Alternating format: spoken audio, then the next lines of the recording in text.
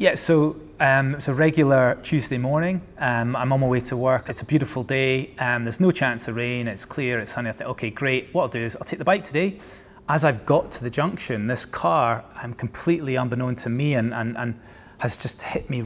And then the next thing, I'm lying on the road, and I can't feel my legs. I realise I'm in a fight for my life. So I'm there, and I'm very lucky that you know, two of the first people there. One's is a physio, works at a hospital, and kind of understands traumatic injury, and then the other one's an off-duty anaesthetist. Fortunately for me, the off-duty anaesthetist is straight away. He's phoned 999, and I think he's very quickly recognised that I'd need the air ambulance. The call came in. It sounded bad. Motorcyclist versus car on a very fast road. We're out to the helicopter. We're airborne within a few minutes. And as you're flying, you get a few more details, and the job now sounds even more serious than it did when we first got it.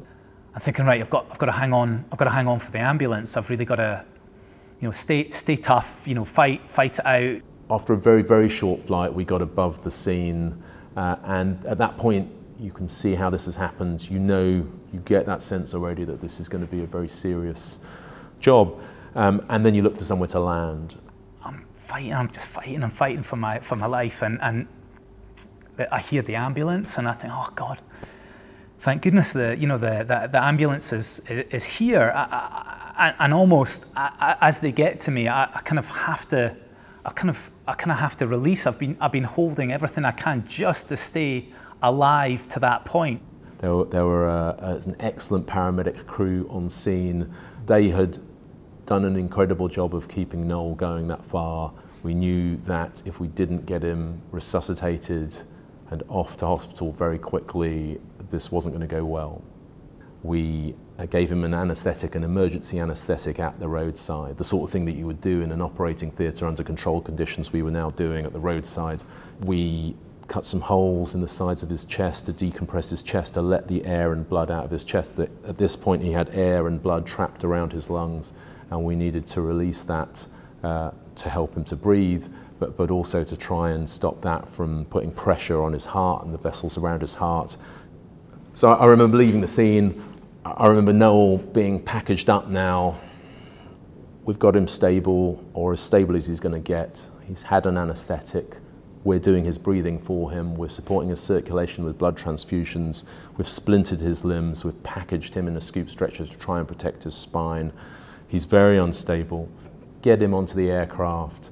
And I remember hearing over the intercom when the pilots told us that they were making the approach to King's and feeling very relieved. And as you come into land, you can see the helipad sort of expand in your peripheral vision. And once you're down, it's not quite over. We got him off the helicopter, down the ramps, down in the lift, all the way directly into the A&E, and the team are waiting for you. And that's the point at which you are handing over the care of your patient to another team. And I think it's really important to understand, what this is. This is a chain of survival, a genuine chain of survival from the point of injury all the way to the point that your patient hopefully does well and survives the instant. The air ambulance crew who saved my life, I mean,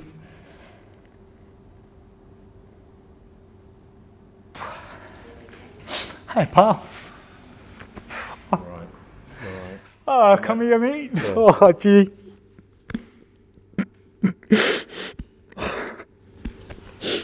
I don't think until somebody's gone through, this experience of